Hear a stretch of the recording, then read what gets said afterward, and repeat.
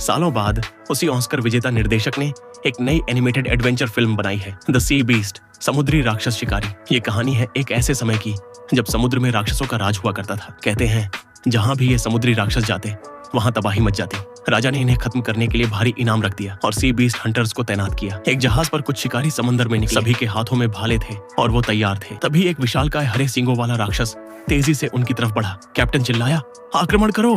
पर शिकारी जो हमला करते हैं वो राक्षस पर बेअसर साबित होता है। वो पानी में डुबकी लगाकर सीधे जहाज के नीचे से टक्कर मारने की कोशिश करता है। जितेंग को उसका इरादा समझ आ जाता है और वो उस पर भाला चलाता है, पर इससे भी राक्षस रुकता नहीं। वो समुद्र की सतह से बाहर आता है, मुंह खोलता है और जहाज को काटने की कोशिश करता है। शक्तिशाली बाहें से हमला करता है। कैप्टन एक टेंटिकल को काट देता है, लेकिन दूसरे टेंटिकल से वो हवा में उठ जाता है। जितेंग एक और भाला चलाकर राक्षस की कमर में वार करता है, लेकिन तभी एक टेंटिकल उसे पानी में गिरा देता है। राक्षस उसे निगलने ही वाला होता है, पर जितेंग सही वक्त पर कूदकर बच निकलता है। कैप्टन छलांग लगाकर आखिरी वार करता है और आखिरकार उस हरे सींग वाले राक्षस को मार देता है। वो उसकी लाश के साथ समंदर में जाकर उसके बड़े बड़े दांत निकालता है, जीत की निशानी।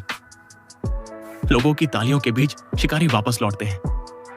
इसके बाद जितेंग एक छोटे से गांव में एक बच्ची से मिलता है, मई मई, जिसके माता पिता को राक्षसों ने मार दिया था और वो भी शिकारी बनना चाहती थी। जितेंग मुस्कुराकर उसे घर भेज देता है, लेकिन अगली सुबह पता चलता है कि मई मई चुपचाप एक पीपे में छुपकर जहाज पर आ गई है। कैप्टन उसकी बहादुरी देखकर उसे टीम में रख लेता है। रात होते ही एक और समुद्री राक्षस, लाल सींग वाला राक्षस, हमला कर देता है। तोपें दगती हैं, पर राक्षस बिना डरे जहाज को टक्कर मारता है। नाविक उस पर रस्सियां डालते हैं और राक्षस उन्हें खींचता हुआ ले जाने लगता है। कैप्टन चाहता है कि राक्षस थककर हार मान ले, लेकिन राक्षस तेजी से घूमकर समुद्र में एक विशाल भंवर बना देता है। जितेंग कहता है कि रस्सियां हाँ काट दो, वरना सब डूब जाएंगे।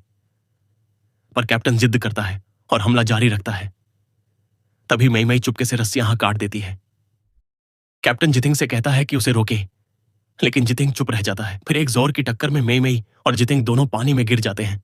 वहां उनकी राक्षस से आंखों में आंखें होती हैं। एक आत्मिक पल, वो दोनों जल्दी से एक छोटी नाव में चढ़ते हैं, लेकिन राक्षस उन्हें निगल जाता है।